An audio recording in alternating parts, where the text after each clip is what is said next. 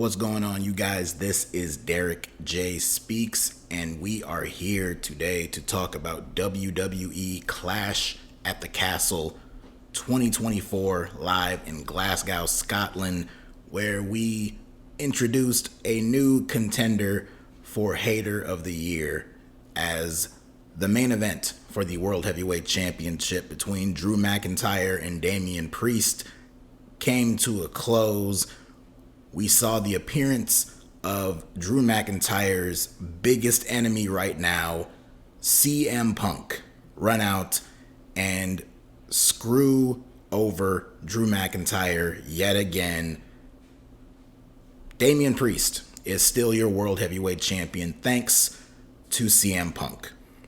In what was overall a very good main event, had a very, very scary spot in this main event when Damian Priest was attempting some type of springboard dive to the outside on McIntyre, and in doing so, he slipped on the ropes, and instead of just falling and just getting embarrassed, he slipped on the ropes, and then his ankle got caught in the ropes, and then he was just hanging from the ropes like that. It was a terrifying spot. He was selling the ankle for the remainder of the match at that point. So I don't know how legit it is. I haven't seen any updates as of this recording. The pay-per-view, or the PLE I should say, just went off the air not too long ago, so I haven't had time to stick around and check for updates, but I'm sure if anything major happened, there will be some type of updates for it. But Priest, ever the soldier, he stuck it out and he continued on in the fight.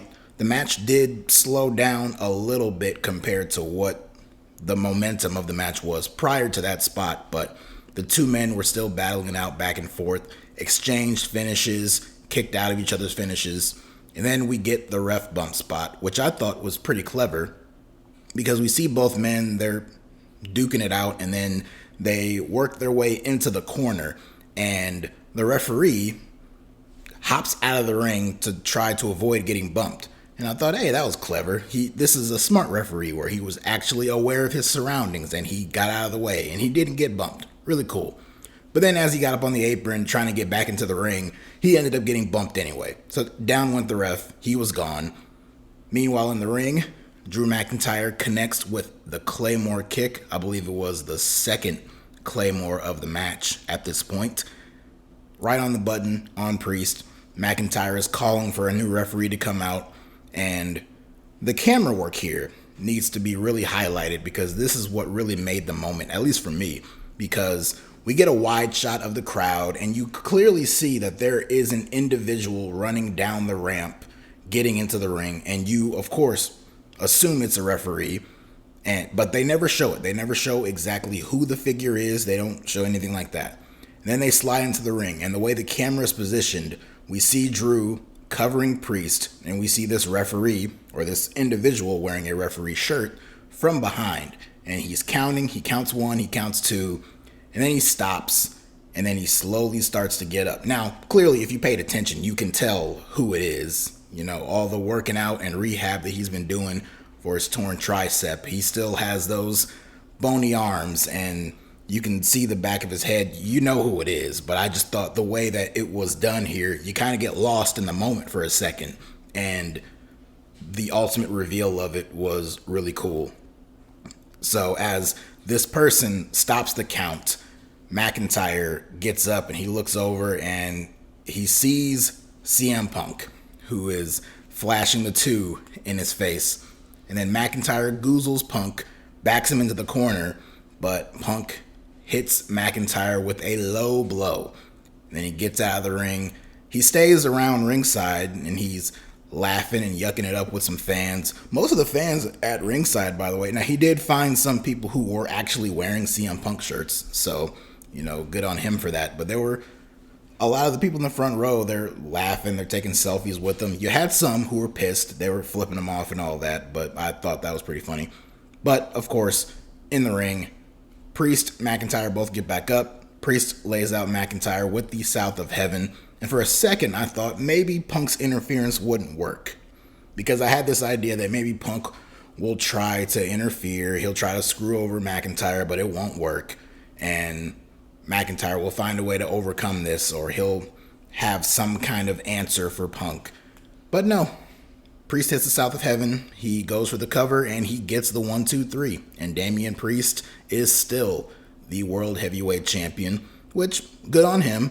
His run has been pretty much short. I mean, he's had it since WrestleMania, so it's been a few months. But has not been a long run. It hasn't been the most overly exciting run. And there was a large part of me that did think that it was going to come to an end on this show. But good on him. It did not. And valiant effort on his part fighting it out with that ankle injury. Again, don't know the extent of it, but that was a very scary spot. And the fact that he continued on with the match as best as he could, and him and Drew still went out there and put on a damn good match, kudos to him for that. But the bigger story here, of course, is Drew McIntyre yet again at a Clash at the Castle Championship main event fails. And he is screwed over. Of course, the first time 2 years ago, it was the Bloodline. It was the debut of Solo Sikoa that cost him against Roman Reigns.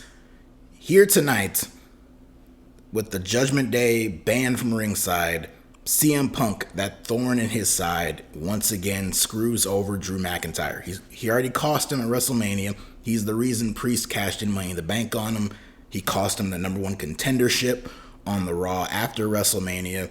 This man was drafted higher than McIntyre during the WWE draft. And now he flew all the way to Scotland just to put on a referee shirt and screw. And he didn't even need to do that. I mean, I know, like, it fit with the whole spot and all that. But just thinking character-wise, story-wise, Punk didn't need to do that. He could have just came out there and screwed McIntyre over any kind of way. But he was very intricate and very, very methodical with the way that he screwed him over here. Very strategic. And I can appreciate a good hater when I see one. So Punk screws him over. And, I mean, all he did was hit the mat a few times, but I don't know. To me, it looks like CM Punk is pretty damn close to being cleared to come back. And it's very obvious the big move for SummerSlam is going to be Drew McIntyre versus CM Punk. My question is, if Punk is cleared now, might they want to do that match a little bit earlier? We do have Money in the Bank coming up 3 weeks from today. It's going to be a big show. It's going to be in Toronto. Might they want to do the first match at Money in the Bank and then set up a big rematch for SummerSlam? Regardless of if it's the first match or the second or whatever, Punk McIntyre will be a match at SummerSlam, and it'll be a big top main event headline attraction for that show. It's just a matter of if that's going to be their first meeting, or are they going to do the match at Money in the Bank. Some might say it's a little too soon. I say this is a feud that's been boiling for months, ever since the Royal Rumble, where they gave McIntyre credit for injuring CM Punk in the first place. This has been a feud that's been on and off for the past several months, and once both men are consistently on TV going back and forth, it will be the top program on Monday Night Raw. So there is that. So I could make the argument that you could get away with doing that match at Money in the Bank and then setting up a rematch at SummerSlam. These two are probably going to end up having 3 or 4 matches together anyway, so what difference does it make? And just in case anyone might be a little bit upset that Drew McIntyre didn't win the World Championship here, I get it.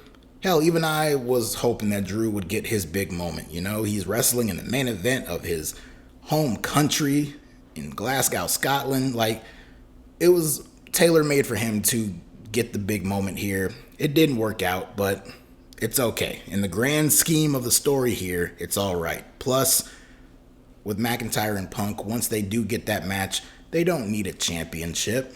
They do not need to be fighting for the world title right now. Specifically, CM Punk does not need to be fighting for the championship right now. There's a time and a place to tell the story of CM Punk going after the world championship. That does not need to be right now, especially fresh off of coming back from tricep surgery. So we don't need to rush into that story. That's something you can tell 6, 8, 9 months later down the line. for now, it's just about Punk and McIntyre making each other's lives a living hell, and they don't need a championship to do that. So even if McIntyre did win the title here, I wouldn't have anticipated he would hold it for very long. So there you go. I'm looking forward to whenever we get that match. As for the rest of this show, overall, a very good show. Not quite as good as Backlash or even the King and Queen of the Ring event, but it was still pretty good. It opened strong, it ended strong, and there was a strong middle. Unfortunately, the two women's matches were the two weakest matches on the show, but they still had their high points to them, and even in certain cases, the finishes were very good. But the show opened up with a very great match between AJ Styles and Cody Rhodes for the WWE Championship, an I Quit match. These two had a fantastic brawl to open the show. Wasn't as big a fan of this match as I was of their Backlash match, which I hold in pretty high regard as one of the better matches of the year so far. This one wouldn't quite put on that same caliber, but it does deserve some recognition, and these two had a damn good match. We got some blood in this match, which, if you're an AEW fan, you see it weekly, so you might be a little desensitized to it. But on a WWE show, it is very rare. And so seeing the sight of Cody Rhodes coming up with a bloody face was pretty cool. We've seen Cody bleed on TV before. We saw that in the build-up to WrestleMania at the hands of The Rock, so it's not foreign to us. And it wasn't this huge bloody mess, but it was a little cut. He got a little stream of blood going there, so that added an extra element to this match. Of course, AJ was relentless throughout this match. He was beating on Cody. He was antagonizing Cody's mom. Mama Rose was in the crowd. She was in the front row. AJ was yelling at her, going back and forth with her. She was slapping him in the face. AJ got a steel chair, which woke up the crowd, and he threatened her with it, but no physicality came to Mama Rhodes. And Cody couldn't really do anything about it at this point, because by this point in the match, AJ had handcuffed Cody Rhodes' arms behind him. And of course, Cody was able to maneuver his way to get his arms back in front of him, but he was still handcuffed. And while handcuffed, AJ was punishing him with the steel chair, with kendo sticks, all this stuff. But the big turning point in this match was AJ getting his hands on a chain, which he wrapped around his arm, and he goes out to the apron. He's setting up for a phenomenal forearm with the assist with the chain. As he gets on the ropes, Cody tosses a chair right directly into AJ's face. So he gets blasted in the face, he falls off the ropes, and then he falls down to the floor, but there was a table set up earlier, so he crashes through the table. Head first, by the way, which also looked pretty brutal, but that was a really good spot. Cody unlocked himself, freed himself from the handcuffs, but eventually he handcuffed AJ. He handcuffed AJ to the either top or middle ropes, and he began to punish AJ with a steel chair, just beating on him relentlessly with this steel chair, and AJ wouldn't give up. I think he even spoke into the microphone saying, "Screw you," to Cody, and Cody, not done, goes to the outside, grabs some steel steps, and he is threatening to just clobber AJ with these steel steps, and that's when AJ has no choice but to shout that he quit, and Cody retained. But Cody was not going to leave the people with blue balls here. He was going to deliver, and he still, in spite of AJ already quitting and the match being over at that point, Cody still blasted AJ with the steel steps anyway, because good for him.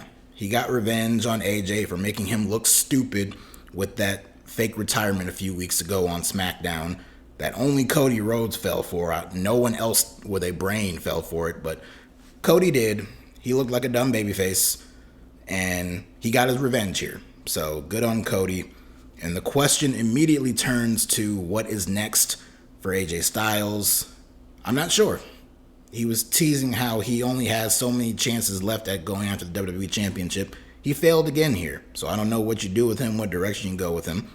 You know, this whole WWE NXT TNA crossover stuff that's been going on recently, maybe you have AJ Styles get involved with that. AJ did mention something about it during the kickoff event for Clash at the Castle a few days ago, so maybe that was a tease. Maybe that's going to be a direction they go into. I don't know.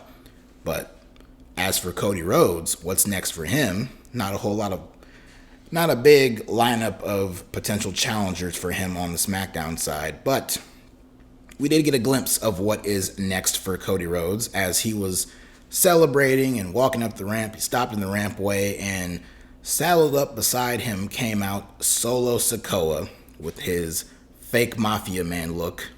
So he's out there. He comes face to face with Cody, and of course Cody is attacked from behind by the Gorillas of Destiny, Tama Tonga and Tonga Loa. He gets ganged up on 3-on-1, and then cue Randy Orton's theme music. He runs out along with Kevin Owens, who have been feuding with the Bloodline forever. So they even the odds, help out Cody, and they chase off the heels, and they all stand tall with Cody. But that is the clear direction set up for Cody Rhodes heading into Money in the Bank. Now the question is, at the Money in the Bank event, will they do a 6-man tag team match where Cody teams up with Randy and Kevin Owens against Solo, Tama, and Tonga? Or will they do a 6-man tag and save that for TV, maybe next week, maybe on the go-home show for Money in the Bank, what have you, and then instead, the match at Money in the Bank in the main event is Cody Rhodes versus Solo Sikoa for the WWE Championship.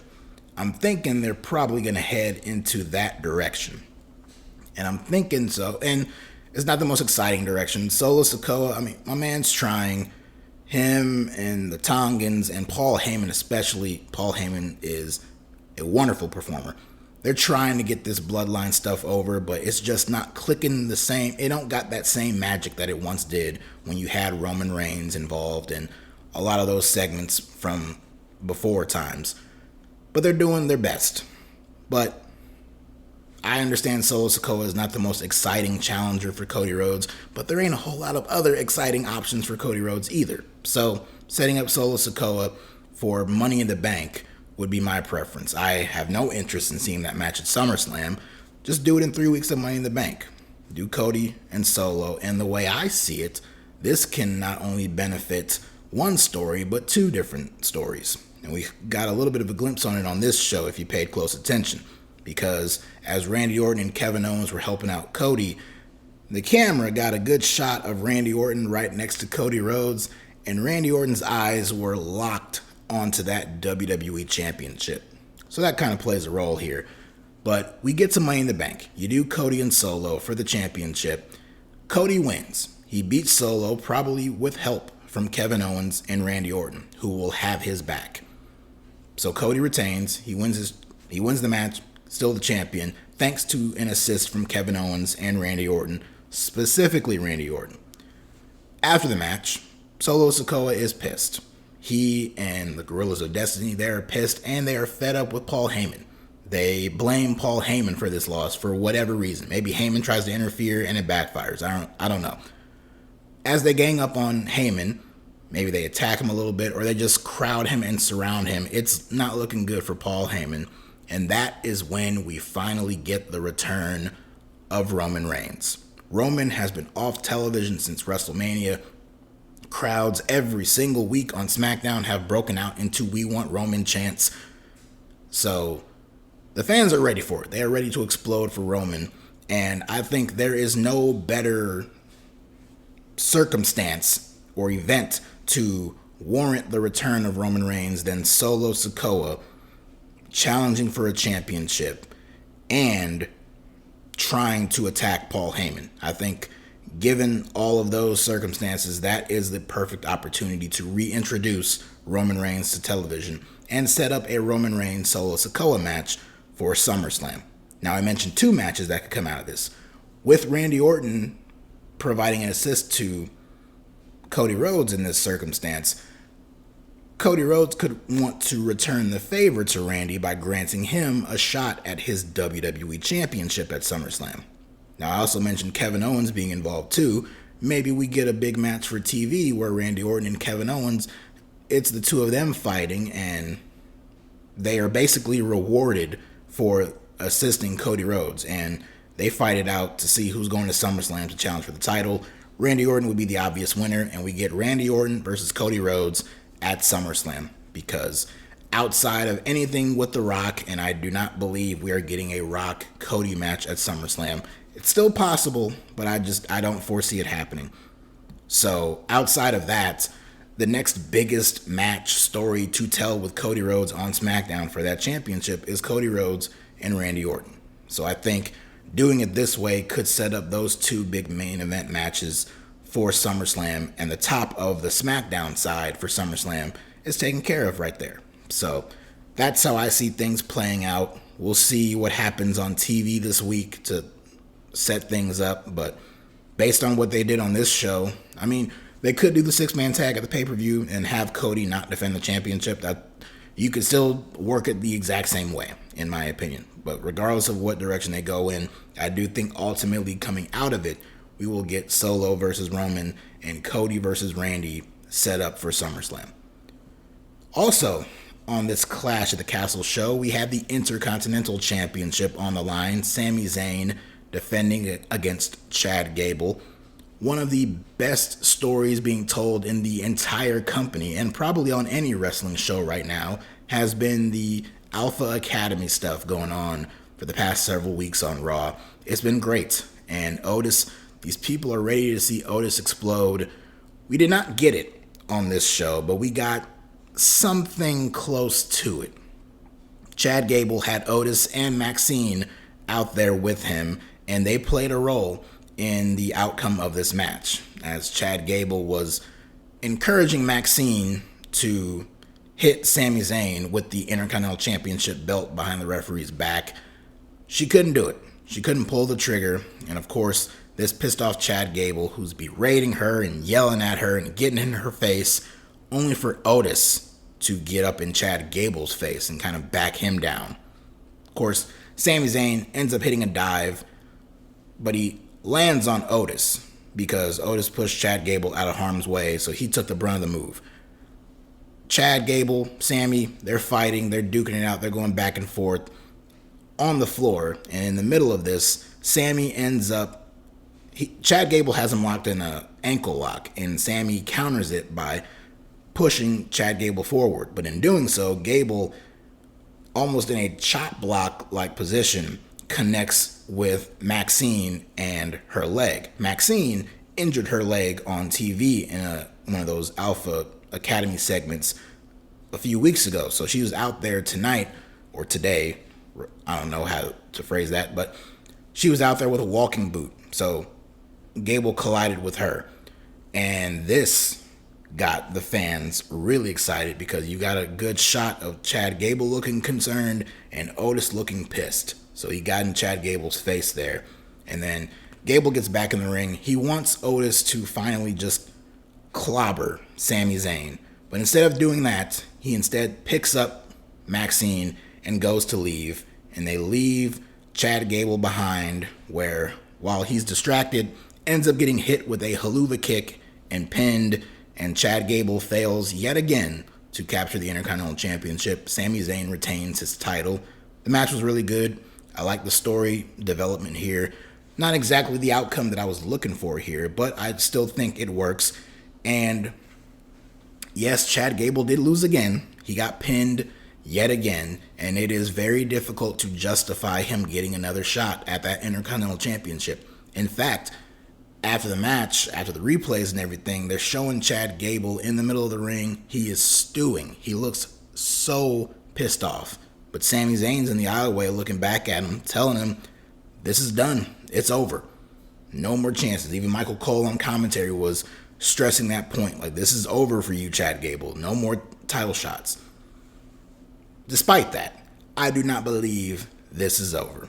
I think we are heading down the direction of Chad Gable wanting to shake up the Alpha Academy. And this will finally lead to something that I have been wanting to see and many other people have been wanting to see, which is Chad Gable giving the boot to Otis and Tozawa and Maxine and introducing the Creed brothers at his side, and possibly Ivy Nile too.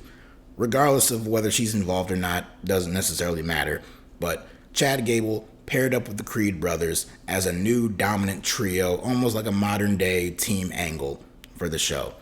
And one way or another, Chad Gable works his way back to another shot at the Intercontinental Championship, and now this time he has the Creed brothers to help him beat Sammy. And he finally takes that Intercontinental Championship. You could do this at Money in the Bank, because even though they're in Toronto, they are in Canada. Sami Zayn, of course, a Canadian hero, and it would get nuclear heat to have Chad Gable finally beat Sami Zayn and win the Intercontinental Championship by beating Sami in Canada, thanks to the Creed brothers. So I think that would be the direction to go into. I don't know how you get Gable his next opportunity. I don't know if you have him win a number one contenders match. I don't know how you set that up, but I do think that this is going to lead to Gable being so fed up and frustrated with the Alpha Academy as is, and him finally recruiting the Creed brothers to join him. And they dispose of the already existing members of Alpha Academy. Chad Gable worms his way into yet another Intercontinental Championship match, and he wins. So I do think that will be the direction. And as for SummerSlam, you could do a rematch with Gable and Sammy, but I'm thinking with the way these people in these crowds have been going crazy for Otis, you could get a Chad Gable Otis Intercontinental Championship match on that SummerSlam show. So I think that could be the move. Of course, Otis ain't gonna win, but you could get a match out of it, and I think that'd be very, very exciting. So good stuff there. And then as for the two women's matches on the show, like I said, top to bottom, when you look at the entire show in total, the women's matches were the weakest on the show.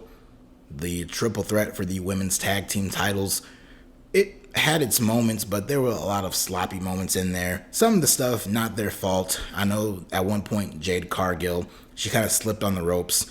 She was trying to springboard into the ring off of a hot tag, and she slipped and fell.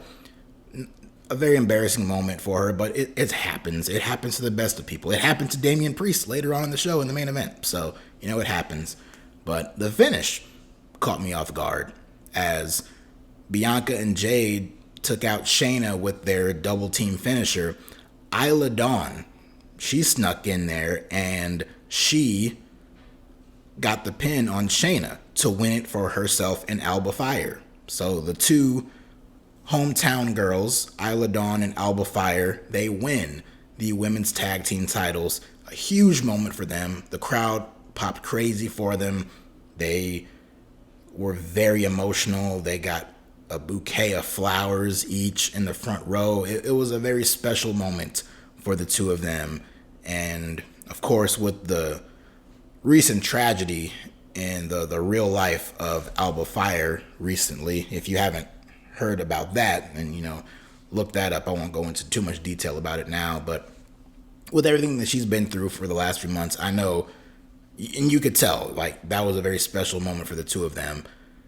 But I saw a lot of people talking about how, wow, they did this title change. What are they going to do with Bianca and Jade? Are they splitting them up? Are they going to move on to a different direction? What's next for the two of them? To me, what's next for the two of them is they're going to just get their belts right back. Either this week upcoming on SmackDown, or they do the match at Money in the Bank. I see Jade and Bianca just winning those titles right back from Isla and Alba. I think this was just a big moment for the fans here, a moment for them, but I don't think it's going to lead to some sustained, lengthy title reign for these two ladies. I think this was a nice moment for this specific show, and they're going to just drop the belts right back to Jade and Bianca in a few weeks. So that's what I see. Maybe I could be wrong, but I'm predicting that that's what's going to happen. And we also had the Women's Championship on the line. Bayley facing Piper Niven yet another hometown girl or home country girl, whatever you want to call her. The match was pretty good, especially down the stretch in the closing moments. There was some really great action, great back and forth stuff. The fans were into it the entire way through. They were singing for Bayley, but they were also really firmly behind Piper Niven, which was good to see. And Chelsea Green, her antics were pretty fun. Her getting kicked out earlier in the match and then coming back out later in a lucha mask was pretty amusing. But to me, and for many other people, the outcome was never in doubt. Bayley did get the win. She got a crucifix pin on Piper Niven to retain her championship. Not an overly exciting match, but nothing all that terrible either. And Bayley is heading towards Nia Jax at SummerSlam, the Queen of the Ring winner. So we're just in a holding pattern with her. And of course, I mentioned Priest earlier. Priest, I don't see him dropping the title to anyone at Money in the Bank, so all systems go, in my opinion, for him to be the one defending that world title against Gunther at SummerSlam, where I think that is where Priest's run will come to an end, and Gunther will be crowned the new World Heavyweight Champion, and will begin a new dominant championship reign for Gunther in that form. So, good stuff here. Like I said, a good show top to bottom, but nothing stand out. The show was still short. I mean, it was still 3 hours, with all the entrances and the video packages and everything. WWE knows how to extend out these shows, even in spite of having 5 matches on the card. But I still thought most of the action was very strong. Again, started strong, the middle was good, and the main event, depending on people's feelings about that, will determine how much they liked it or not. But I thought it still worked. So next time you hear from me, at least as far as WWE is concerned, will be Money in the Bank on July 6th. But before then, we have AEW Forbidden Door. So we got that show coming up. So thank you guys for listening here. And if you like what you heard, like what you see, hit that like button, comment down below, subscribe to the channel, and follow me on Twitter/X at DerekJ Speaks. Till next time, check you later.